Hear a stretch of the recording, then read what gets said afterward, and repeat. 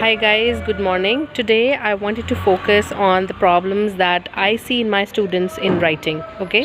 So that you can incorporate and also not make the same mistakes which they have been making, and you can, improve your writing scores. The number one problem, the biggest problem that I see, and also it showcases in your results, right, is your spelling mistakes.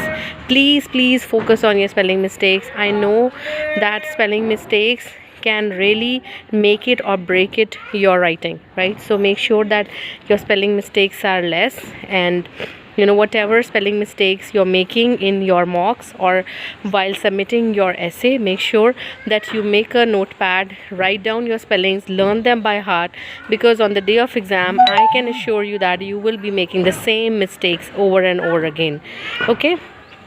The second thing is grammar. Now I have seen a lot of people using plural when it has to be singular, like people has lot of property. They will say people have lot of property, or is it has or have, right? So those kind of things. And men's don't like, men itself is plural, right? So make sure that you don't make those mistakes. Make sure that your tenses are correct. Your essay should be in present tense, it should not be in past, right? And your summarized written text, make sure that you are using proper conjunctions, and you are using that fanboy technique. You are using commas appropriately, you're using semicolons where they are required. Make sure to do that, okay? Then the third thing is your written discourse.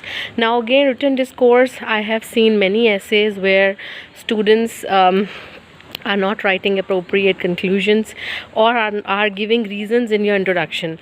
You never put any reasons or examples in your introduction is just simple. We are just paraphrasing the topic itself, giving your opinion, and stating what this essay will look like, right? So this is how you need to make sure that your written discourse is right. Also, I feel that a lot of students use comma inappropriately. Like if you're using furthermore, moreover, you need to use comma. So please make sure that your basic grammar is absolutely up to the mark. If you are looking for 79, that means you need to have a top-notch grammar, you need to have a top-notch spellings, you need to have a good hand on vocabulary, right? Now I see a lot of people requesting for vocabulary. See, vocabulary cannot be built over a day, right? It's not like the saying goes that Rome was not built in a day. So vocabulary cannot be built in a day. You can mug up few words, you can learn few words, and you can try and use them in your essay, but sometimes that vocabulary will not be used in another essay, right? So what I suggest is watch a lot of English channels, read lot of newspaper, mark words. English is a skill that needs to be learned. It is not a maths that 2 plus 2 is 4, as I said earlier. So make sure that you have a good bank of words, and you know that these words are important and are utmost essential words in your essay. They will be required in your essay. So make sure to have a word list that can be used in your essays, okay? And apart from that, I would say again, your logical reasoning, your written discourse, make sure that you have a proper logical reason. Go back again and again to your question prompt. What is the essay asking from you?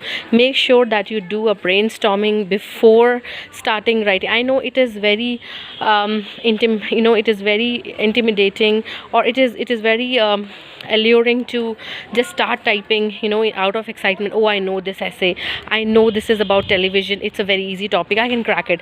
But when you see the results, it's like 60s, 50s. Why? Because we haven't done proper brainstorming. What I would suggest is that take 30 topics of essay, brainstorm every day, type an essay, give it to your friends, show it to your friends who are also preparing for an PTE.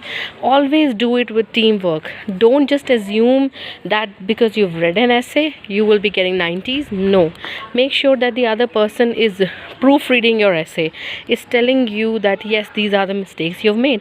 Because I see a lot of people reaching out to me for coaching, and they would say that I write absolutely correct essay, I have really written a great essay in the exam, what went wrong? When I ask them to write the same essay, I can just tell them, this is what you have done, these are the major blunders. You cannot put so many examples in one paragraph, just giving you an example. You cannot use etc etc.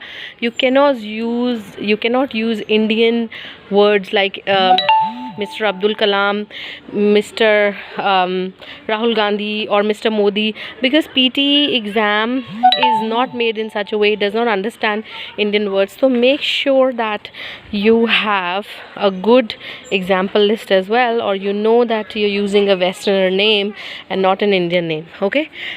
So that is all about writing. This is how you need to ace your exam, your writing skill.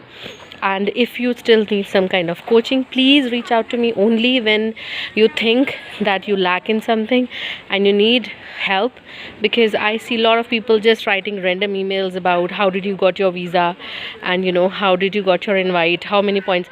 I am not here to discuss all that. I'm here to give you coaching, I'm here to give you guidance, I'm here to help you with your scores. Okay, take care, bye bye.